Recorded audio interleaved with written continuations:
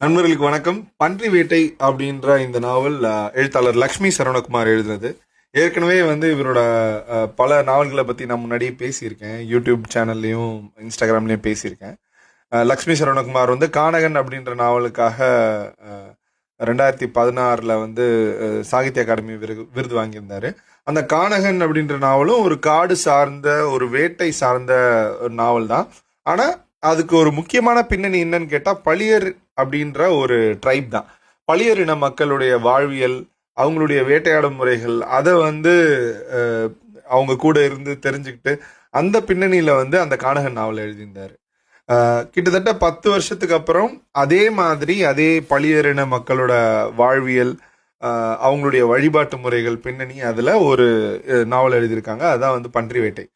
Theme என்னன்னா, ஒரு ஜமீன்தார் இருக்காங்க. கதை 60களில் 70களில் நடக்கிற ஒரு கதை.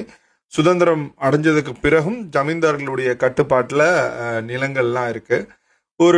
இந்த ட்ரைபல் மக்கள் இருக்காங்க இல்லையா, அவங்களுடைய பழங்குடி மக்களுடைய நிலத்தை இந்த ஜமீன்தார்கள் அவங்களுடைய ஆளுகைக்கு உட்பட்டு வச்சிருக்காங்க. அவங்கள கண்ட்ரோல் பண்றாங்க. ஒரு ஜமீன்தார் ஒரு மக்களுடைய நிலத்தை கையகப்படுத்திருக்காங்க அப்படின்ற கதையில நீங்க என்னெல்லாம் இருக்கும்னு நினைப்பீங்களோ அது எல்லாமே இந்த நாவல்ல இருக்கு. எதனால இந்த நாவல் முக்கியமான நாவல் அப்படின்னா, இந்த பளியரின மக்களுடைய வாழ்வியல் எப்படி இருக்கு, இயற்கையோட இயைந்த அவங்க வாழ்வு எப்படி இருக்கு. இவங்க வெஸ்டர்ன் காட்ஸ்ல, மேற்கு தொடர்ச்சி மலைகள்ல புடவு அப்படின்னு சொல்லப்படுற இந்த கல் குகைகளுக்கு நடுவில், பாறைகளுக்கு நடுவில் தான் வாழ்ந்துட்டு இருந்திருக்காங்க ரொம்ப வருஷங்களுக்கு. அதுக்கப்புறம் இப்போ பிளெயின்ஸுக்கு மூவ் ஆயிட்டாங்க, அல்லது they are force to move to planes. வந்ததுக்கு அப்புறம் அவங்களுக்கு அரசாங்கம் குடியிருப்புகள்லாம் அமைச்சு கொடுத்துருக்கு. ஆனாலும் அவங்களுடைய அடிப்படை வாழ்வாதாரம் முழுக்க முழுக்க காடுகளையே சார்ந்தது அப்படின்றதுனால அதுல இருந்து அவங்க இந்த சூழலுக்கு தங்களை அடாப்ட் பண்ணிக்கிறதுக்கு ஒரு பெரிய சிரமத்துக்கு ஆளாகி தான் அவங்க இந்த வாழ்க்கை முறைக்கு மாறி இருக்காங்க. அவங்களுடைய வழிபாட்டு முறைகளில் சொன்னதும், அவங்க காடுக்கும் அவங்களுக்குமான இருக்கிற பிணைப்பை சொன்னது, அதெல்லாம் ரொம்ப நல்லா இந்த நாவலில் பதிவு பண்ணியிருந்தாரு.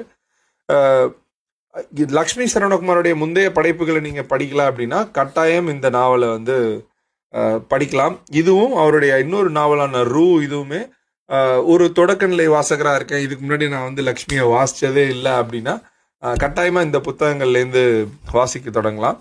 நாவலுடைய பேர் பன்றி வேட்டை. லக்ஷ்மி சரவணகுமார் எழுதினது. எழுத்து பிரசுரம் 0 டிகிரி பதிப்பகம் வெளியிட்டிருக்காங்க. நன்றி.